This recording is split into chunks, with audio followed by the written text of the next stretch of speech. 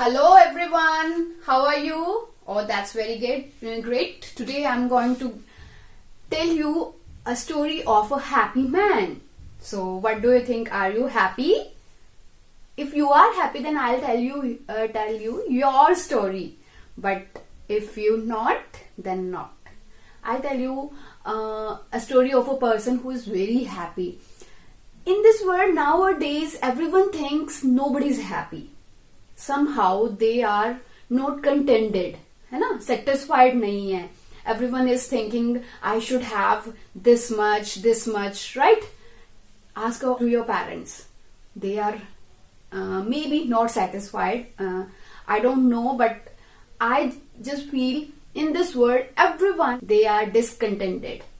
So let's see. In this world there is a man who is very happy, who is contented with the things, with the material that he had.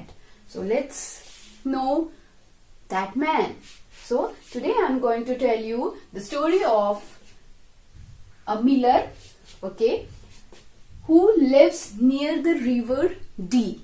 So what is the title of our poem? That is The Miller of the Dee. Here Miller, the owner of the mill. एक मिल का owner है जिसकी आज हम story पढ़ेंगे, who is very happy, contented. And Dee is a name of a river. Beside that miller is living, okay, जिसके side पे miller रहता है. Okay, here are the difficult words in your book with their meaning. Okay, let's start the poem. Now let's read about a man who is happy, who was happy and contented with what he had. जो उसके पास था उससे वो बहुत खुश था. उसकी story, उसके बारे में हम पढ़ते हैं. Satisfied, contented means satisfied. There dwelt a miller hale and bold. रहता था एक dwelt means lived a miller. वहां रहता था एक मिलर जो मिल जिसमें होता है ना, ग्राइंड किया जाता है व्हीट को, है ना, हम, और फिर हमें फ्लोर मिलता है. डिफरेंट टाइप्स ऑफ ग्रेन्स को ग्राइंड किया जाता है और फिर हमें फ्लोर मिलता है. तो फिर उसकी मिल में काफी ये काम चलता रहता था. वहां एक जिसकी हम स्टोरी पढ़ने वाला है वो रहता था हेल एंड बोल्ड. वो बहुत हेल मीन्स हैप्पी था, कंटेंटेड था, एंड बोल्ड था. बिसाइड द रिवर भी. Where was he living, where was he dwelling? Beside means side of, by the side of river Dee. Okay. He worked and sang from morn till night. वो काम करता रहता था और गाता रहता था मॉर्निंग से नाइट तक. टिल मीन्स तक, टाइम पीरियड के लिए हम यूज करते हैं. प्रपोजिशन हम कर चुके हैं. No lark more blithe than he. No song of bird more blithe happy than he. चाहे अगर हम यहाँ वो पॉइंट जो है कंपैरिजन कर रहा है, मेटाफर का यूज किया है यहाँ पॉइंट ने, कि कोई भी बर्ड का सॉन्ग जो है, वो बर्ड जो है सॉन्ग गा तो इतना हैप्पी नहीं होता है जितना कि ही मीन्स द मिलर है. And this the burden of his song forever used to be. और यही उसका burden means theme of the song है जिसको वो हमेशा गाता रहता था. Okay, I envy nobody no not I and nobody envies me. उसके सॉन्ग की लिरिक्स क्या थे, वर्डिंग क्या थी? आई एनवी नोबडी, मैं किसी से जेलस नहीं करता हूं. नो नॉट आई, मैं नहीं करता हूं. And nobody envies me, and nobody jealous of me. कोई मुझसे भी जेलस नहीं करता. ना मैं किसी से जेलस होता हूं और ना ही कोई मुझसे जेलस करता है ना. Next range. Thou old English का वर्ड है that means you. Art means are. That art though art wrong, my friend said, good King Hal, as wrong can be. For could my heart be light as thine, I'd gladly change with thee. And tell me now, what makes thee sing with voice so loud and free, while I'm sad, though I'm king beside the river Dee. Okay, now the king has come there to him, means to the miller, and he said, the good king hall. King hall वहां आते हैं और उसे कहते हैं, दो means you are wrong my friend, तुम wrong हो मेरे friend, as wrong as can be, इतने wrong हो जितना कोई wrong हो सकता है. For could my heart be light as thine, कि ऐसा हो सकता है कि अगर तुम सही हो, I'll gladly change with thee, कि मैं thine means your, दो means you, thine means your, तो मैं अगर ये सही है तो वो कहते हैं कि मैं तो अपना हार्ट जो है तुम्हारे हार्ट से चेंज करना चाहूंगा, कि तुम इतने सेटिस्फाइड एक्चुअल में हो कि कोई हो नहीं सकता इतना, तो लेकिन अगर हो तो फिर मैं तुम्हारे हार्ट से अपना हार्ट जो है चेंज करना चाहता हूँ. I gladly change with thee, मैं बहुत खुशी खुशी तुमसे चेंज करूंगा. And tell me now what makes thee sing, और मुझे अब बताओ क्या चीज है तुम्हें ये जो सिंग, तुम जिससे ये गाना गाते रहते हो with voice so loud and free, कि तुम्हारी वॉइस भी इतनी लाउड होती है और फ्री होती है.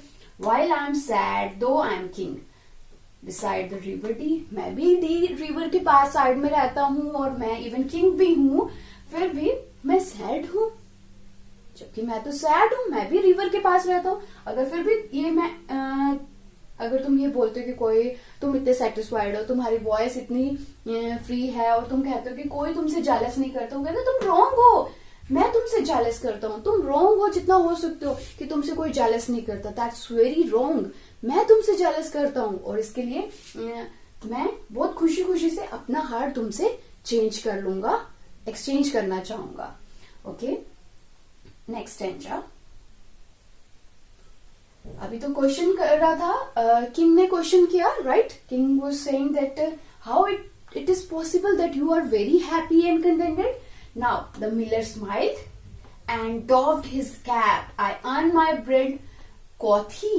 I love my wife, I love my friend, I love my children three. I owe no penny, I cannot pay. I thank the river Dee that turns the mill, that grinds the corn, that feeds my babes and me. Now the miller is replying. He replied, what? He smiled. Smile करता है, smile करता है and doffed his cap, took off his cap. I earn my bread quoth he, उसने कहा कि मैं अपना रोजी रोटी कमाता हूँ. कोथ मीन्स सेड, उसने कहा I love my wife, I love my friend, I love my children three. वो कह रहा मैं सबसे प्यार करता हूँ जो मेरी लाइफ में है. I love my wife, 3 children and my friends. I owe no penny, I cannot pay. मैंने किसी से कोई भी लोन नहीं लिया है, ओ मीन्स किसी से डेट नहीं लिया है जिसको मैं पे नहीं कर पाऊं. I thank the river Dee, इसके लिए मैं रिवर डी को थैंक करता हूँ. That turns the mill, that grinds the corn, जो मेरी मिल को चलाती है, रन करती है और कॉर्न को ग्राइंड करती है, पीसती है.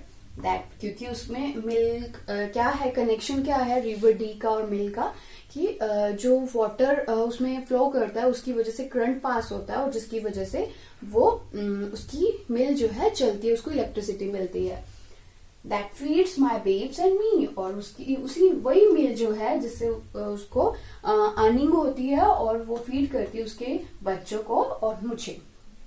Next stanza, last stanza. Good friend, said Hole and sighed the while, farewell and happy be, but say no more if thou'st be true, that no one envies thee, thy mealy cap is worth my crown, thy mill my kingdom's fee. Such men as thou are England's boast, O miller of the Dee. Now the king's Hole said, good friend, तुम सही कह रहे हो. And side the while, और फिर वो चैन की सांस लेता है थोड़ी देर के लिए. फेयरवेल एंड हैप्पी बी, और उसे he bade good bye to him and happy होते हुए वो वहां से जाता है. But say no more if your dost be true, अगर इसे तुम दोबारा मत बोलो अगर तुम ट्रू नहीं हो.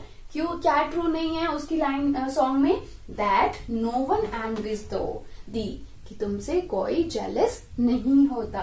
दाई mealy cap is worth my crown, वो कह रहा है तुम्हारी जो दाई मीन्स योर तुम्हारी जो मिली कैप है, मतलब फ्लोर से तुम्हारी जो कैप है जो मील में काम करते करते फ्लोर से भर जाती है, तो वो ज्यादा वैल्यूएबल है मेरे क्राउन से। दाई मिल माई किंगडम्स फी, और तुम्हारी जो मिल है मेरे किंगडम की अर्निंग से तुम्हारी मिल की अर्निंग ज्यादा अच्छी है।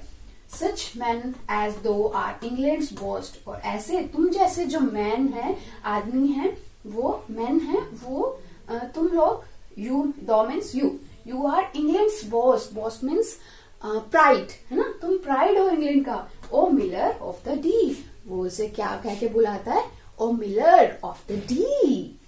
Written by, composed by Charles Mackay. C. Mackay भी इन्हें कहा जाता है। He had written so beautiful poem, right? Is it so? Okay, तो इसके बारे में एक बार फिगर ऑफ स्पीच के बारे में बात करते हैं और राइम स्कीम के बारे में। ओके, तो इसकी अगर हम फिगर ऑफ स्पीच की बात करें तो जैसे मैंने आपको बताया, on the very first stanza the poet has used metaphor, because here the poet is comparing the song of the lark, the bird, and his song, so the miller's song. So the poet has used here comparison, and for comparison the figure of speech is used metaphor. Okay, so in the first stanza the poet has used metaphor. Okay, and in the next stanza the poet has used as for comparison. So for as and like, if we are using for comparison, it means the figure of speech is used simile. So here the poet has used simile.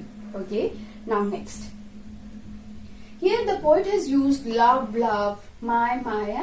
So the word my, hai na? Words are repeated, so it means repetition is used. Okay, and in the last stanza, look at the letters. The, है ना? So the sound the is repeating. So here the poet has used what? Consonant sound is repeating. So that's why alliteration is used. And overall the poet has used imagery, because whenever we read the poem, it gives an imagination, the sight imagination to us, है ना, जो एक image बना दे पूरी poem की, क्या क्या scene हो रहा होगा उस टाइम, कैसे किंग गया होगा, कैसे मिलर से बात की होगी, है ना, रिवर कैसे साइड पे होगी, तो सारी एक इमेज हमारे माइंड में बनती है। That is known as imagery. Okay, so poet has used imagery very beautifully. Okay, I hope you got the poem. It was very interesting. I'm sure you have learnt it. That should be, है ना, तो आपको how to be happy and contented. Whatever you have, I would suggest you be happy and don't think what the others are having. So be happy, learn from the poem. Thank you. Bye bye.